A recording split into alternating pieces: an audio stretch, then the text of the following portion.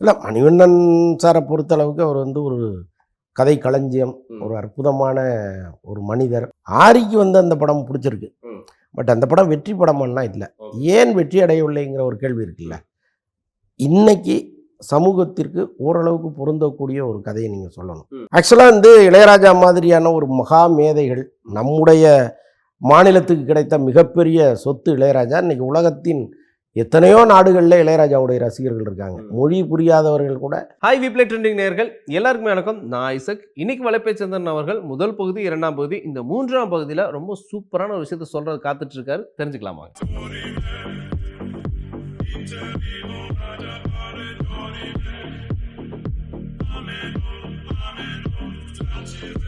இப்போ சிறந்த எழுத்தாளரும் சரி, அதாவது வந்து ஒரு நல்ல ஒரு கதையை வந்து வித்தியாச கோணங்களில் காட்டக்கூடியவர் மணிவண்ணன் அவர்கள்.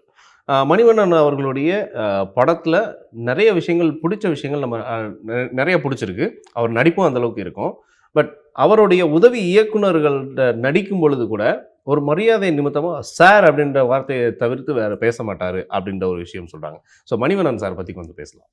இல்லை, மணிவண்ணன் சாரை பொறுத்தளவுக்கு அவர் வந்து ஒரு கதை களஞ்சியம், ஒரு அற்புதமான ஒரு மனிதர், சுயமரியாதை உள்ளவர். எல்லாத்தையும் விட அதைத்தான் நம்ம ரொம்ப உயர்வாக பேச வேண்டியதாக இருக்குது. ஏன்னா பல பேர் இங்கே இயக்குநர்களாகி ஜெயிப்பாங்க. இந்த சமூகத்துக்கு நாம் என்ன செய்யணும் அப்படின்ட்டு ஏதோ ஒரு கமர்ஷியலாக படம் எடுப்பாங்க, ஒரு கூத்தடிச்சிட்டு சம்பாரிச்சிட்டு இப்படி ஒதுங்கிடுவாங்க. பட் இவர் வந்து ஒரு போராட்டம்னா கூட முதல்ல வந்து நிற்கிற நபர். அவர் ஒரு ஈழ விடுதலைக்கு ஆதரவான ஒரு கூட்டம் அப்படின்னா முதல்ல வந்து நிற்பார். ஒரு காவிரி பிரச்சனை அப்படின்னா முதல்ல வந்து நிற்பார். தமிழர்களுக்கு எங்கேயாவது ஏதாவது ஒரு இடத்துல பிரச்சனை வந்ததுன்னா முதல்ல இவர் வந்து நிற்பார். ஸோ அப்படி வந்து இந்த சமூகத்தின்பால் ஒரு அக்கறை உள்ள ஒரு இயக்குனர். அது வந்து உண்மையாகவே இருக்கும் அந்த அக்கறை. அது ஒன்று. அதே மாதிரி அவருடைய படங்களில் பார்த்தீங்கன்னா இப்போ சில பேர் வந்து ஆக்ஷன் பட இயக்குனர்களாக இருப்பாங்க. இப்போ ஹரி மாதிரி அவங்க எல்லா படமுமே ஆக்ஷன் படமாகவே இருக்கும். ஒரு போலீஸ் கதை, அது ஒரு திருடன் விரட்டுறது, இப்படியே இருக்கும். ஒரு டைப் ஆஃப் இருக்கும். இப்போ சில பேர் வந்து வெறும் காதல் படங்களாக எடுத்துகிட்டு இருப்பாங்க, சில பேர் வெறும் பேய் படங்களாக எடுத்துகிட்டு இருப்பாங்க. ஆனால் மணிவண்ணனை பொறுத்தளவுக்கு ஜட்ஜ் பண்ணவே முடியாது. இப்படி ஒரு அரசியல் படம் எடுப்பார், இப்படி ஒரு குடும்ப படம் எடுப்பார், இப்படி ஒரு காமெடி படம் எடுப்பார். அப்படியே விதமாக அவர் யோசித்து எழுதி எடுக்கிறதெல்லாம் ரொம்ப பெரிய லெஜண்ட் அவர். ஆனால் என்ன இதில் ஒரு பெரிய வருத்தம் அப்படின்னா, மிகப்பெரிய லெஜண்டுகள் இருக்காங்க இல்லையா. ஸோ அவங்களுக்கெல்லாம் இங்கே வந்து பின்னால் சைத்தானா ஒன்று வந்து சேரும். அது மெல்ல அப்படியே ஒரு கிளாஸில் ஒரு பெக்கா வரும், 2 பெக்கா வரும், அப்புறம் ஒரு அரை பாட்டிலாக வரும், முழு பாட்டிலாக வரும், கடைசியில் உயிரை குடிச்சிட்டு போயிடும். ஸோ அதுதான் வந்து அவர் வாழ்க்கையிலையும் நடந்துச்சு. ஸோ அது மாதிரி ஒரு நல்ல அற்புதமான இயக்குனர்கள் எல்லாரையுமே நம்ம இந்த மாதிரி காவு கொடுத்துக்கிட்டே இருக்கோம். ஒருவேளை மணிவண்ணன் இந்த எந்த பழக்கமும் இல்லாத ஒரு மனிதராக இருந்தாருன்னா இன்னும் கூட 10 வருஷம் வாழ்ந்திருப்பார், இன்னும் பிரமாதமான படங்கள்லாம் கொடுத்துருப்பாரு. அது ஒன்று தான் நமக்கு பெரிய வருத்தம். சார், இப்போ வந்துட்டு ஒரு நடிகரை வந்து பாராட்டி பேசலாம். ஒரு நடிகர் ஒரு இயக்குனரை பாராட்டுறது அப்படின்ற ஒரு விஷயம் வந்து அவங்களுடைய பணியை வந்து இன்னும் வந்து மெருகேற்றுறதுக்கு ஒரு பாராட்டுதல்னு வச்சுக்கோமே. பட் திருமாணிக்கம் அப்படின்ற ஒரு படத்தை பற்றி சமுத்திரகனி அதை நடித்த படம், அதை வந்து ஆரி வந்து அதை பாராட்டி பேசுகிறாரு. இந்த படம் வந்து இப்போ நிறைய பேருக்கு பிடிக்கல, பட் இன்னொரு காலகட்டத்தில் நிறைய இளைஞர்களுக்கு அந்த படம் வந்து முன்னுதாரணமாக இருக்கும், நேர்மைக்கு ஒரு சரியான ஒரு படமாக இருக்கும், அப்போ கண்டிப்பாக அந்த படம் உங்களுக்கு பிடிச்சிருக்கும் அப்படின்னு சொல்கிறாரு. அதை பற்றி உங்களோட கருத்து? ஆரிக்கு வந்து அந்த படம் பிடிச்சிருக்கு. பட் அந்த படம் வெற்றி படமானா இல்லை. ஏன் வெற்றி அடையவில்லைங்கிற ஒரு கேள்வி இருக்குல்ல.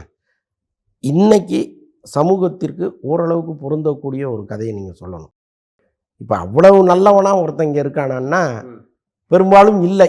சரி, ரைட்டு, இல்லாத ஒருத்தன் இருந்தாலும் நீங்கள்லாம் இருக்கணுங்கிறதுக்காக அந்த படத்தை அவர் எடுக்கிறாருன்னு வச்சுங்களேன். அந்த கதை சொல்லல ஒரு சுவாரஸ்யம் இருக்கணும். சரி, ரொம்ப ஓவர் சென்டிமெண்ட்டை போட்டு புழிஞ்சு படம் பார்க்குற நமக்கு ஐயோ எதுக்கு இவ்வளவு சென்டிமெண்ட் இந்த படத்துலன்னு நமக்கு தோணுச்சு. இன்னொன்று, இப்போ சமுத்திரகனி படங்களையும் நம்ம தொடர்ந்து பார்க்குறோம். அவர் எல்லா படங்களையும் நல்லவராக தான் வருவார்.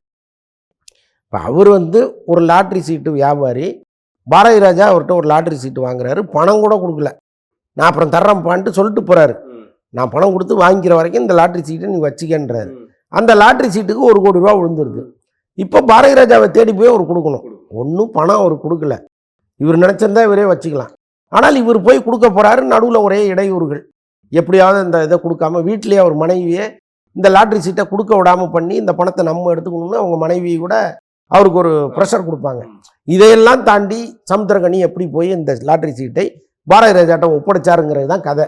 நான் என்ன சொல்கிறேன், சமுத்திரக்கனி கேரக்டருக்கு பதிலாக வேற ஒரு வில்லன் நடிகரை நீங்கள் போட்டு இந்த கதையை ட்ராவல் பண்ணியிருந்தீங்கன்னா பார்க்குற நமக்கு இவன் ஏமாற்றிட்டு ஓடிடுவாங்கிற எண்ணத்தோடய பார்ப்போம்.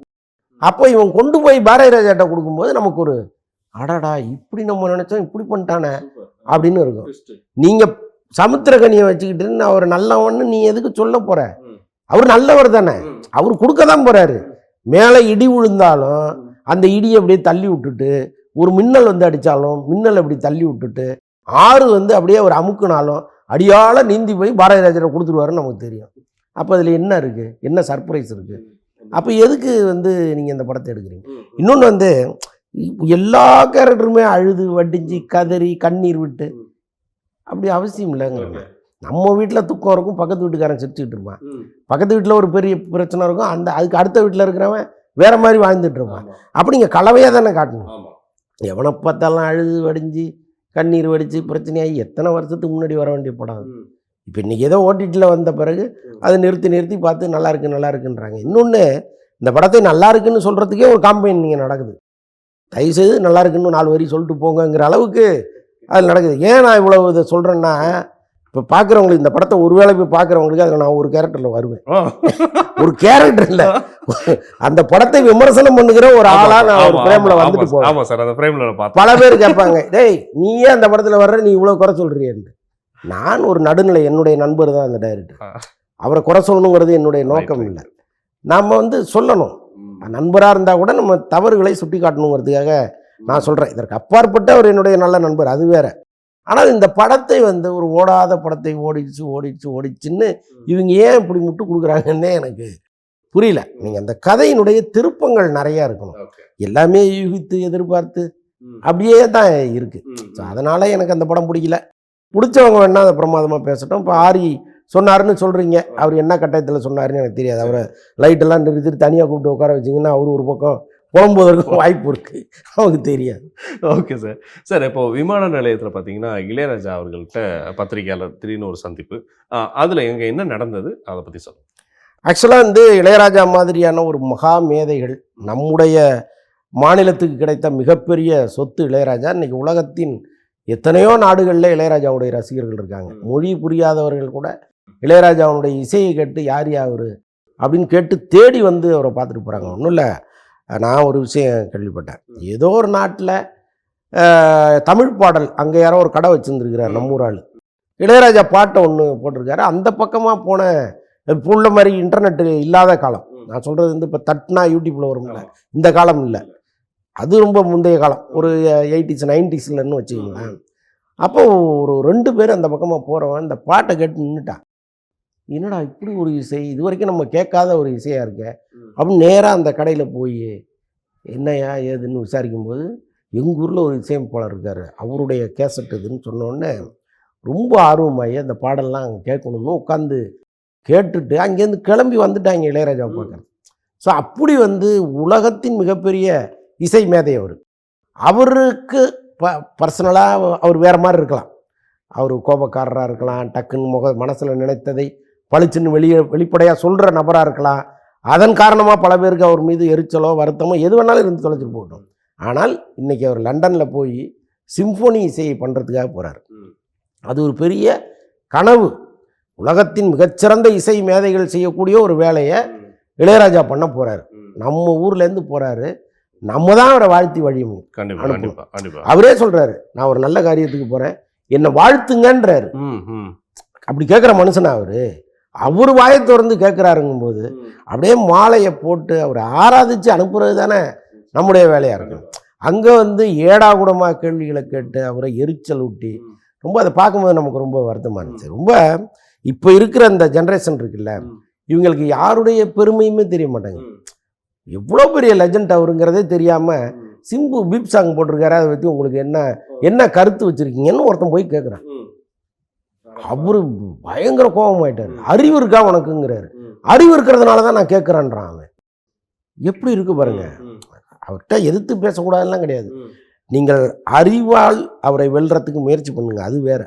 ஒரு இசையை தெரிஞ்சுக்கிட்டு, சார் இந்த ராகத்தில் நீங்கள் இப்படி ஒரு பாட்டு போட்டிருக்கீங்க, அதில் இந்த இடத்துட்ட நீங்கள் இப்படி பண்ணியிருக்கலாமே நீங்கள் கேட்டிங்கன்னா அது ஒரு ஆரோக்கியமான வாதமாக இருக்கும். நீங்கள் அப்படி கேட்கலாம். சிம்பு வந்து பீப் சாங் போட்டதை வந்து இளையராஜாட்ட போய் கேட்கலாமா? எவ்வளோ பெரிய கொடுமைங்க அது. அதெல்லாம் இங்கே நடந்துச்சு. ஊடகங்கள்ங்கிற பேரில் நம்ம ஊரில் அதெல்லாம் நடக்குதில்லை. அதெல்லாம் பார்க்கும்போது நமக்கு பெரிய வைத்தறிச்சலாக இருந்துச்சு. உள்ளபடியாக அவ்வளோ பெரிய சாதனையை செய்ய போகிற ஒரு மனிதரை நீங்கள் தமிழ்நாடே வந்து அவங்கவுங்க சக்திக்கு ஏற்ப நின்று வாழ்த்தி அனுப்பணும். பல இடங்களில் இந்த கோயிலில் விளக்க கொளுத்தி வைக்கிறாங்க, வீட்டு வாசலில் கொளுத்தி வைக்கிறாங்கலாம் சொல்கிறாங்கல்ல. ஒரு இப்போ எம்ஜிஆர் உடம்பு சரியில்லாதப்போ பல கோயில்களில் பிரார்த்தனை நடந்துச்சு. ரஜினிக்கு உடம்பு சரியில்லாதப்போ பல கோயில்களில் பிரார்த்தனை நடந்துச்சு. வீட்டுக்கு வீடு விளக்கெல்லாம் கொளுத்தி வச்சாங்க. அதெல்லாம் நடந்துச்சு. ஸோ நான் என்ன சொல்கிறேன், இவர் இங்கே போகிறாரு, தமிழனின் பெருமை உலகம் முழுக்க போய் சேரட்டும்டா. எங்காலும் ஒருத்தர் போகிறாருன்னு வீட்டில் நீங்கள் ஒரு 2 நிமிஷம் பிரார்த்தனை பண்ணுங்க. அதுதானே நம்முடைய கடமையாக இருக்கும். அதை விட்டுட்டு போகிறவரை வலிச்சு பிடிச்சி வார்த்தைக்கு வார்த்தை என்னென்னவோ கேட்குறாங்க. நிஜமாக ரொம்ப கஷ்டமாக இருந்துச்சு. Okay sir, okay sir. இப்போது அதுக்கப்புறம் பார்த்தீங்கன்னா சூர்யாவோட அப்டேட்டு வேறு ஏதாவது எங்களுக்கு கொஞ்சம் சொல்லுங்கள் சார். வேறு என்ன படங்கள் பற்றின ஒரு அப்டேட்? சூர்யா ஆக்சுவலாக இப்போ சூர்யா வந்து லக்கி பாஸ்கர்னு படம் பண்ண ஒரு டைரக்டர். இப்போ ரீசெண்டாக வந்து அந்த ஒரு வெற்றி படம், ரொம்ப எளிமையான படம். நீங்கள் துல்கர் சல்மான் அந்த படத்தினுடைய கருத்து கணக்கு எல்லாம் பல பேருக்கு புரியாமல் இருக்கலாம். ஏன்னா ஷேர் மார்க்கெட்டு தொடர்பான ஒரு கதை. ஆனாலும் அந்த படம் வந்து ஒரு மிகப்பெரிய வெற்றி படமாக மாறிச்சு. எல்லாருக்கும் புரிகிற மாதிரி. இப்போ ரொம்ப கஷ்டமான ஒரு ஃபார்முலா, ஒரு கணக்குன்னு வச்சிங்களேன், அதை வந்து ரொம்ப எளிய மனிதர்களுக்கும் புரிகிற மாதிரி ப்ரெசென்ட் பண்ணுறது இருக்குல்ல, அதை வந்து ரொம்ப அழகாக அந்த டைரக்டர் பண்ணியிருந்தார். அந்த டைரக்டர் படத்தில் அடுத்து சூர்யா நடிக்கிறாரு. அதுக்கப்புறம் Vaadivaasal. Okay okay okay. So இவ்வளவோ அடுத்தடுத்த அப்டேட்டுகளில் இன்னும் வேறு வேறு பரிணாமங்கள். இவர் பருத்திவரன் கார்த்தியும் அடுத்த படம் பண்ணுறாரா சார்? வேறு நிறைய படம் பண்ணிட்டு இருக்காங்க. அண்ணன் தம்பி 2 பேருமே நிறைய பண்ணிட்டு. ஓகே சார், ஓகே சார், சிறப்பு. ஸோ இந்த வாரங்களில் வந்த படங்களை பற்றியும் அதுக்கப்புறம் வந்து இடையில் நிறைய என்னென்ன இப்போ கரண்ட்லி அஃபேர்ஸ் இருந்தது அப்படின்றது ரொம்ப தெளிவாக சொன்னீங்க. இன்னும் அடுத்த வாரங்களில் ரொம்ப சில விஷயங்களை வந்து தெரிஞ்சுக்கணும்னு ஆசைப்படுறோம். நன்றி சார். நன்றி. இந்த 3 பகுதிகளிலுமே ரொம்ப சிறப்பான ஒரு தகவலை சொன்னார். ஆனால் யார் யாரை வந்து புகழாரம் கொடுக்குறா, யார் யாரை தாக்கி பேசுகிறா அப்படின்ற விஷயங்கள் சினிமாக்குள்ளேயும் நடக்குது, அரசியலையும் நடக்குது, ஏன் பொது வாழ்க்கையிலையும் நடக்குது. ஸோ இந்த மாதிரியான ஒவ்வொரு விஷயங்களையும் நம்ம பேசுகிறது தான் நம்மளுடைய வலைப்பேச்சந்திரன் அவர்கள். மீண்டும் அடுத்த ஒரு நிகழ்ச்சியில் சந்திக்கும் வரை உங்களிடமிருந்து விடைபெறப் போவது உங்களுடைய அன்பு தொகுப்பாளர் ஐசக். சச்சா, பாய்.